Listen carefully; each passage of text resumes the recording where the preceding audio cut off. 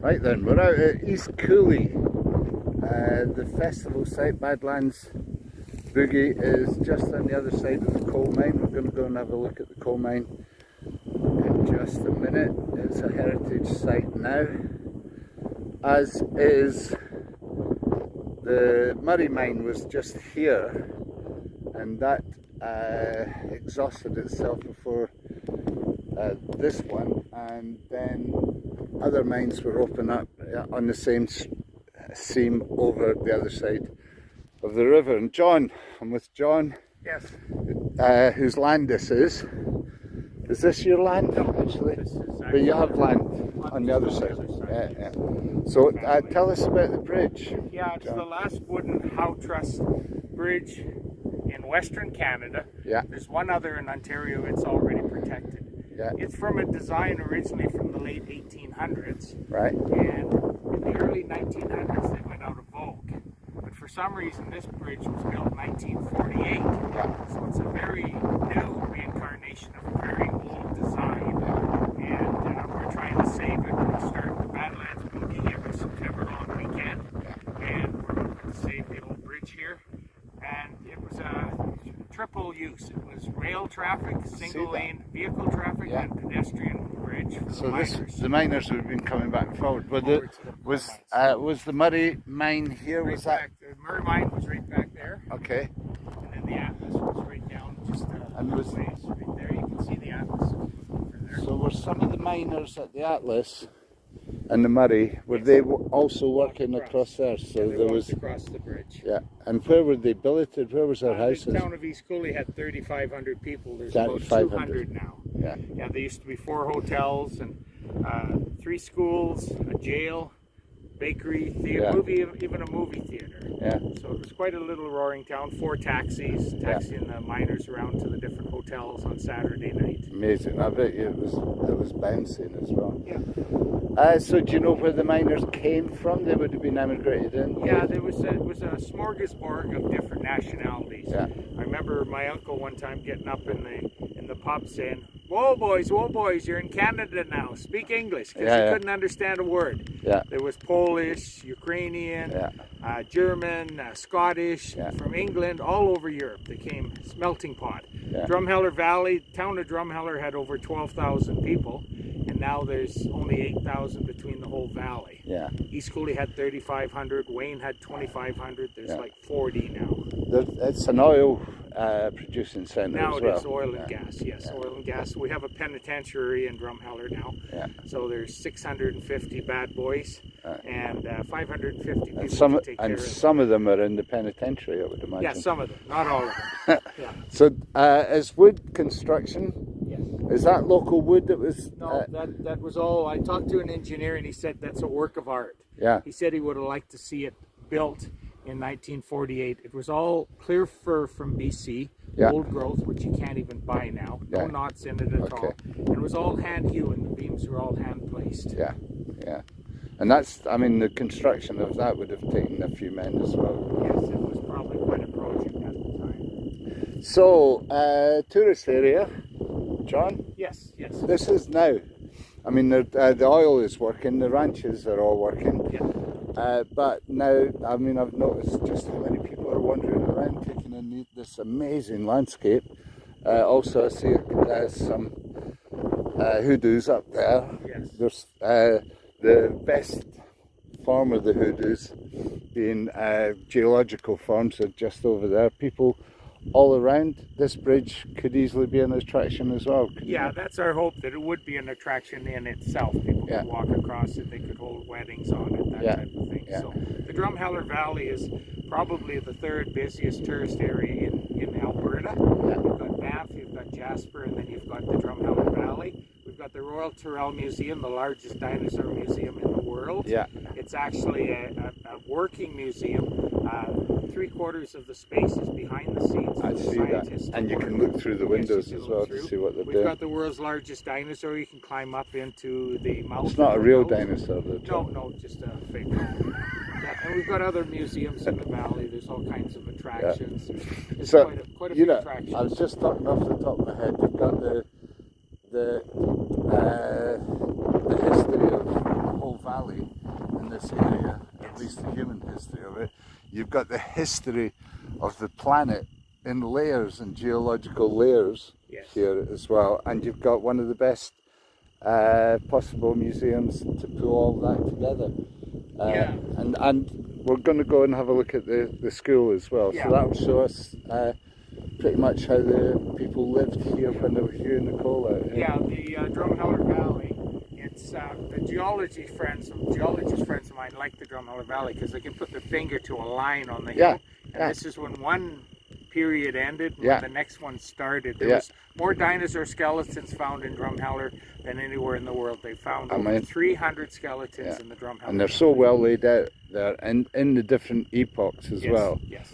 So, and you can see the epochs in the all the structure. Structures. So this river must have come through and uncovered all of that at some What point. happened was a geologist friend of mine, Brent Nolan, he said that what happened, there was two ice dams when the ice age was receding. And when one let go, it created the Drumheller Valley, and the water washed real fast and dug down 400 feet, and that's why you've exposed the dinosaurs. And that's only, I mean, I say only, but in geological terms, it's a snap away. It was only about 2,000 years or so. I'm not certain. No, 20,000 years or possibly. so ago. And then the other ice dam was at Stephen, Dinosaur Provincial Park, and when that let go, the water rushed away. Like you said, if you put a garden hose in your garden and just trickle it, you'll have a valley. But if you put it on full force, you'll have a deep gorge. So there is dinosaur bones everywhere, but you'd have to dig down 400 feet to find them. So that's why Drumheller and Dinosaur Park are so popular, because nature has taken and exposed them for the paleontologists. So you've got this, and a little train runs up and down here for the tourists as well, to show them how the carts run. Wouldn't it be fabulous if you could get that train to take it over and show them the other? Well, that's always been a dream of the owner of the coal mine, Mr. Omer Patrick. Oh, so they're still owned.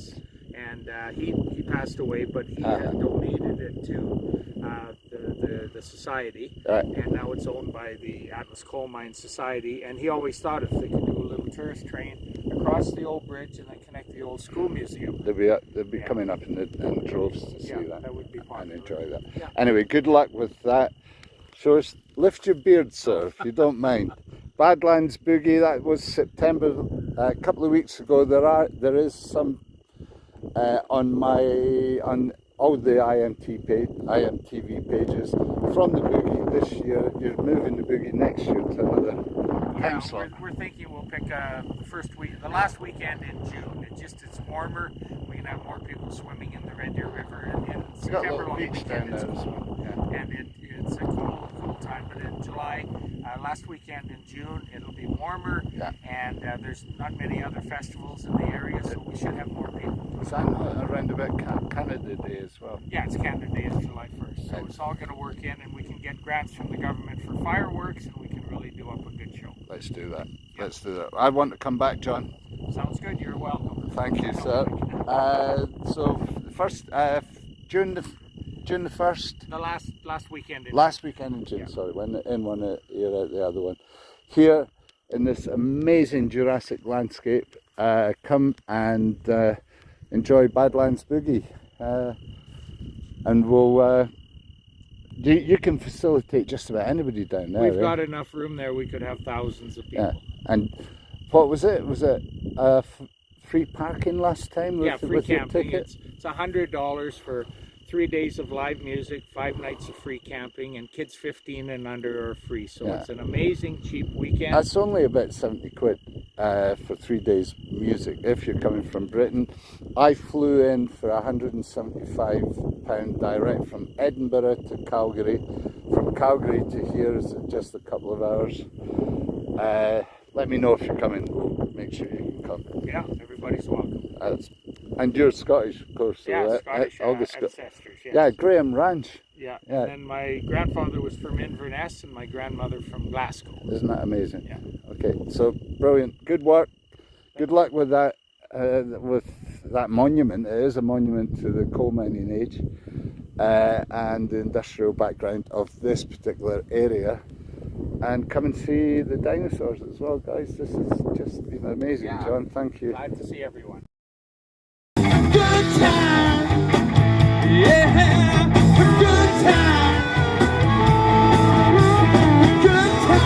What are we here for? A good time. A good time. A good time.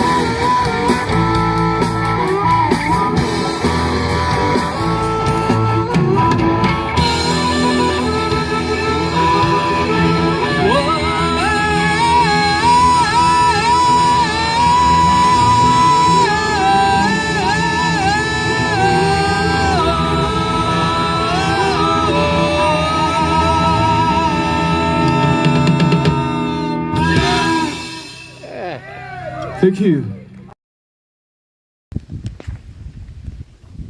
So what's going on here, John? Where are we? We're at the Atlas Coal Mine. It's now a National Historic Site in Canada, which is quite a prestigious designation. It's of national importance to the country. The Atlas Coal Mine started in 1936 and it closed, I believe, in 1976. Yeah. It's got the last wooden coal sorting ore tipple in all of Canada, the last one. They were going to tear it down, and a bunch of us got together in East Coulee and we saved it. We started the Badlands Valley Heritage Society, and we saved the East Coulee School first, the 12-room school. That's just over here, yeah, right? Yeah, just over in town, and then we saved the Atlas Coal Mine. Yeah. And now we're trying to save the old wooden bridge. Right. Excellent. All right, so we're still up here in the Badlands. That's the Badlands down there. We're on a place called Lehigh, pumping just over there. Look at that. They're pumping oil out of this part of the land. Some of it, friend John, and John's over here. You're going to tell us what's happening up here, John. Why are these protective structures here? You'll see some rocks here, and anywhere in Alberta, wherever there's oil activity or a road puts in, we had to get an archaeological study for our campground we're hoping to do. So the government makes the developer get an archaeological survey, yeah, and they find native relics, medicine wheels, wow, cairns and things. So where these fences are, they're all containing native relics. There's a big stone here. So who were the natives? There are various tribes. I think the Blackfoot were in this area. Mostly Blackfoot. I believe so. So normally this oil well road would have went on the top of this hill we're on. Yeah. But because they found these sites here, they've moved it over to the side. Yeah. And then they put the fences up to mark where they are. And they dig down, and it looks like nothing here, just a few stones. But when the archaeologists dig down, they can identify it all, and they figure so that it's significant. This might be burial cairns. Could possibly be. Again, they don't tell you. No. They don't want people rummaging through. Here's another few rocks here. So it's all in the way the rocks are placed and the direction to the land, and they know that. They study for years in university to figure out. To us, it's two old rocks. No, I love these places. Yeah. And you know what I find in Europe? They're always placed in relationship to the landscape. Oh, so sure. And they can't be any more in relationship to the landscape than right here. Yeah, that's right. That's right. So up on this hill, so this must have been a viewpoint or something. Yeah. They probably had teepees up here somewhere. Yeah, and anybody traveling would be traveling the ridgeways. Sure, of course. They'd be staying on the road. Yeah, and that's why that road is to the side. But yeah. Normally it would be on the ridgeway. And so from here, they'd be able to see any other smoke signals or Yes, any or other any other movement. Yeah, or that's enemies, going on. other Yeah. tribes that they're warring with, they Yeah. would be able to see them coming. And yeah, for sure. Love that. Look at that. And there's more down there as well. So this is the Badlands of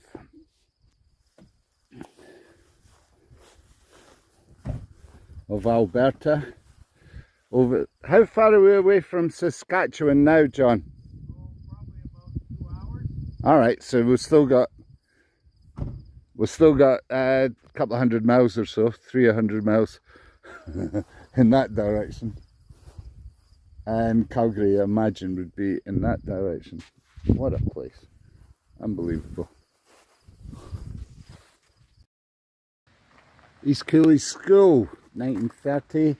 Girls this end, the boys down that end, was it? Yes, that's what they tell me. Keep them apart. You didn't go to school Yeah, here I did then, go John? to school here. There was only 6 classes going at that time, and there was about 8 students in each class possibly. So it was petering out by that time. Yeah, everything consolidated into Drumheller. All the little towns, schools closed. Yeah, just 2 or 3 teachers.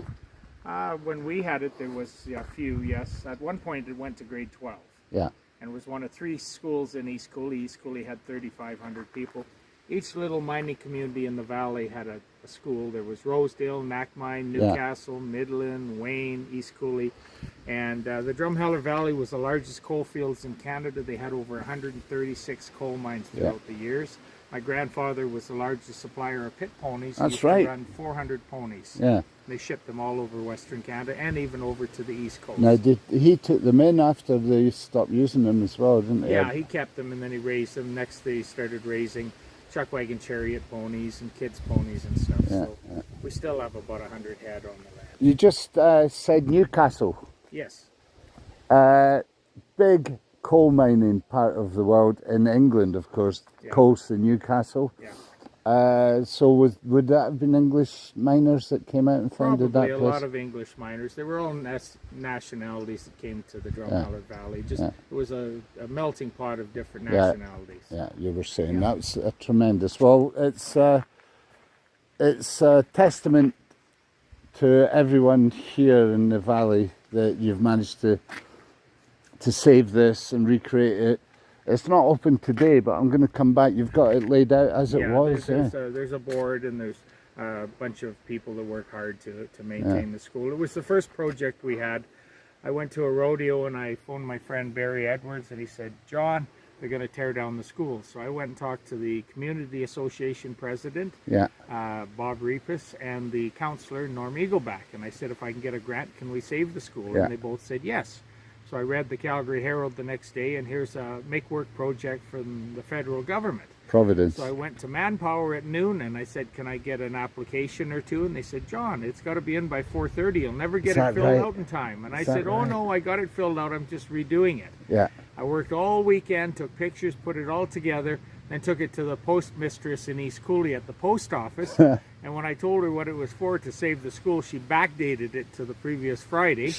And, that's a secret. Well, it's too late now. They can't do nothing. And we got $42,000 as our first of 3 grants from the federal and provincial government. And we opened it as a popular museum. And then we went and they were going to tear down the Atlas coal mine. Yeah. So I phoned the owner, Mr. Omer Patrick, and he said, John, you're too late. I've already give the contract to Stay Sales. You'll have to go talk to Ted in Okotoks, just south of Calgary. So I went and talked to Ted, and he agreed to give us the Atlas coal mine tipple. And then we worked and we saved it and made it into a museum, and now we're trying to save the old wooden bridge. Well, good luck with the bridge. I mean, the bridge is a stunning piece of work anyway. Yeah. But it needs work. Yeah, it's pretty seriously now and never. It's now or never. The previous Premier of Alberta, Mrs. Notley, she sent a letter of support to us, and she said we must all work together to save this important icon of the Drumheller Valley. So I think she said it best. And there's 1 or 2 icons all the way down this valley. There's a suspension bridge that we should look at some point as well. Across to the coal mine. Yeah, and the mining heritage is so important. Yes. For Ontario anyway. Yeah. But, the whole country. Yeah.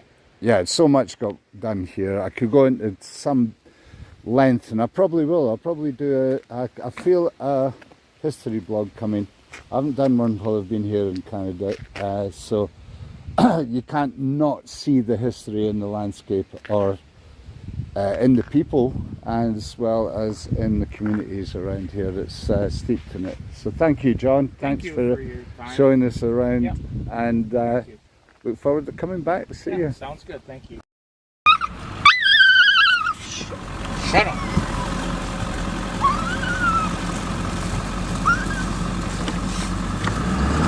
Hey, no.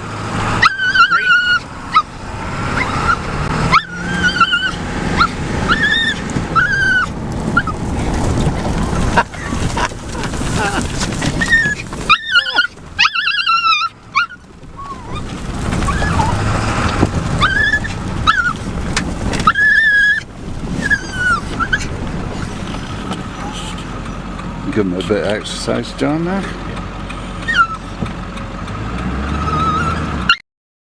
Alright, so we're still up here in the Badlands. That's the Badlands down there. We're on a place called Lehigh, pumping just over there. Look at that.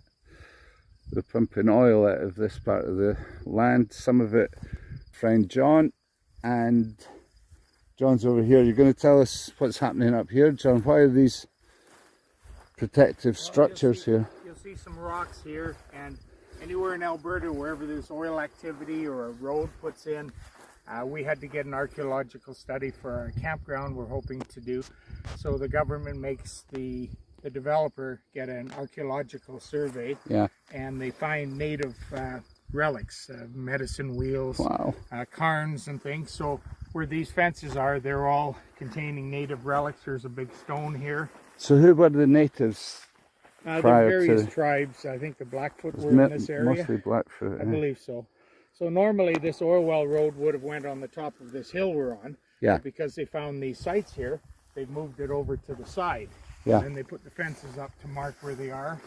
And they dig down, and it looks like nothing here, just a few stones. But when the archaeologists dig down, they can identify it all, and they figure so that it's significant. This might be burial cairns.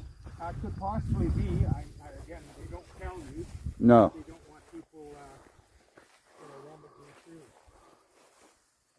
So here's another few rocks here. So it's all in the way the rocks are placed and the direction to the land, and you know they know that. They study for years in universities to figure out. To us, it's two old rocks. No, I love these places. Yeah. And you know what I find in Europe? They're always placed in relationship to the landscape. Oh, so sure. And they can't be any more in relationship to the landscape than right here. Yeah, that's right. That's right. So up on this hill, so this must have been a viewpoint or something. Yeah. They probably had teepees up here somewhere. Yeah, and anybody traveling would be traveling the ridgeways. Sure, of course. They'd be staying on the road. Yeah, and that's why that road is to the side, but normally it would be on the ridgeway. And so from here, they'd be able to see any other smoke signals or any other movement. Yeah, or tribes that they're warring with. They would be able to see them coming. And yeah, for sure. Love that. Look at that. There's more down there as well. So this is the Badlands of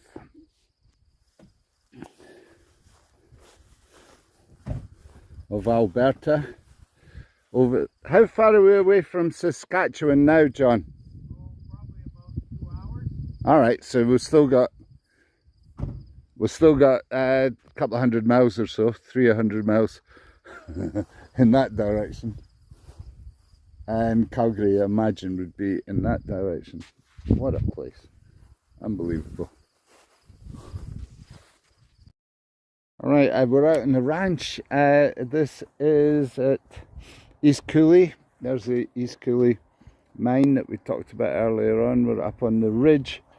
We're on the ridge where the west commences. And you know, last night, John, I gazed at the moon till I lost my senses. Oh, and that's why you're so senseless today. Okay. So it was a super moon. That's where I was down there. That's where the Badlands Festival site is. This is John's land and his vision for the land. What is your vision for the land, Well, we're John? going to hopefully build a campground here. Yeah. Probably 100 sites, and there was the old Western Monarch town site was here. You can see the the layout of it. Yeah, yeah. You still got the seat. Yeah. And you were saying there was a hotel. Yeah, down where this white tank was, there was a 2-story hotel.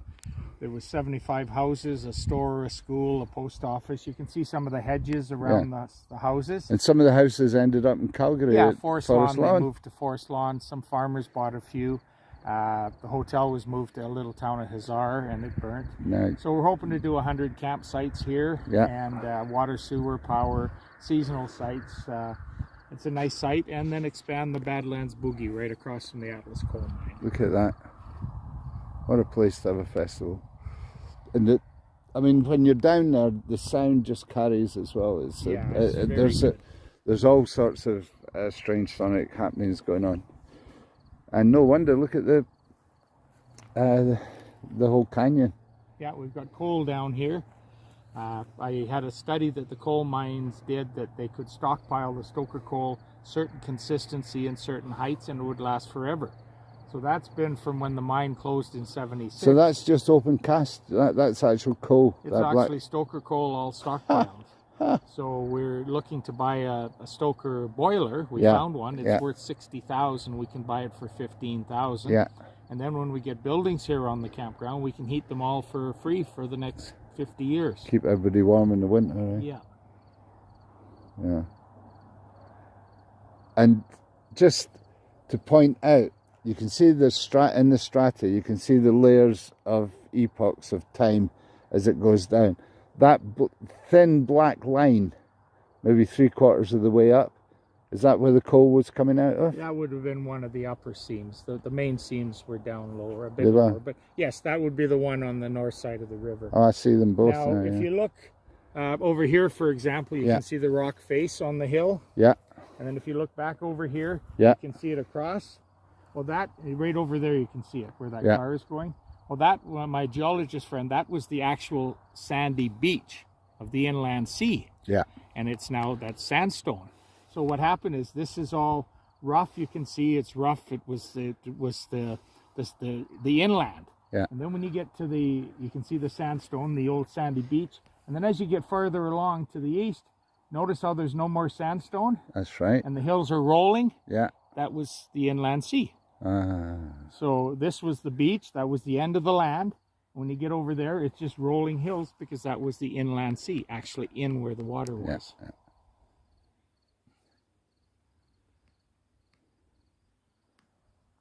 It's breathtaking, just breathtaking.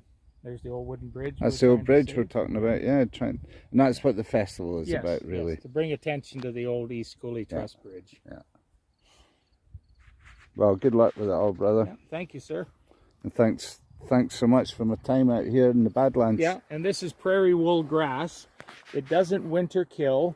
It's very nutritional. It's just as nutritional, if not more nutritional than hay. Yeah. It doesn't winter kill like the northern grasses. And there's only 5% left in all of Western Canada. So this is wild prairie, the way it was. Yeah, when I took environmental land reclamation through Olds College 10 years ago, at that time you could buy brome grass for 95 cents a pound. Yeah. Prairie wool mixture was $295 a pound. Yeah. That's how valuable it is. So it's a shame it was plowed up, a lot of it.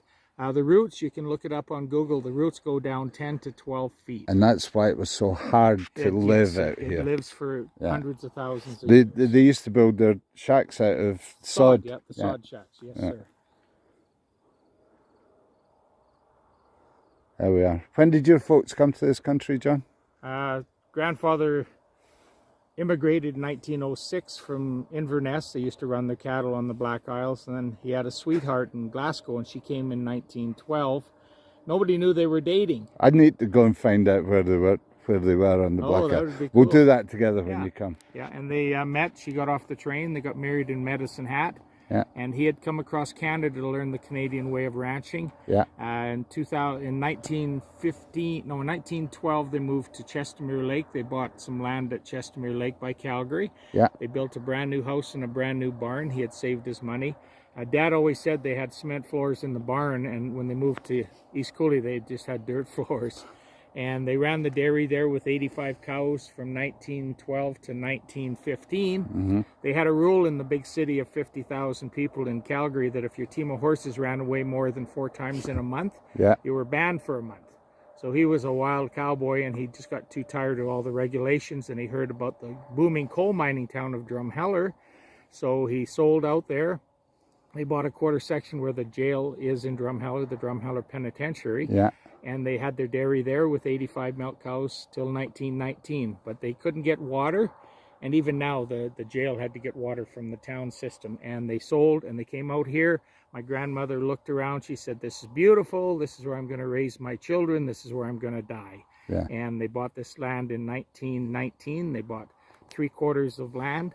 And when they ended, they had over 7,000 acres, 10 square miles of land. So they worked hard for it and Yeah. built it up themselves through hard work. Hard work, and the hard work and Protestant ethic, which Yeah. pushed Scotland all the way across the... Yeah, it's so funny. Mom and Dad got married in the Catholic Church. Did they? Yeah, and That's then an Dad interesting got buried kind of in the event. United Church. Yeah. And Mom got buried in the Catholic Church. So Well, kind okay. of combined. So she would have been Irish in her background then? Could have been. I She think was so, French yeah. Canadian from Yeah. northern Ontario, well, okay. Desbiens. Yeah. And so I think there was at one point. Yeah. Your grandmother probably was. Yeah. And where are they buried here now? They're buried in Drumheller, yes. Oh, Yeah. okay. And my dad went over to Scotland, and there's a John Graham headstone at Inverness, so that would have been my great-grandfather. Well, we need to find that. Yeah, that would be nice to see. Yeah. Yeah. Unbelievable. Small world. Yeah, it sure is. Thank you. Thank you.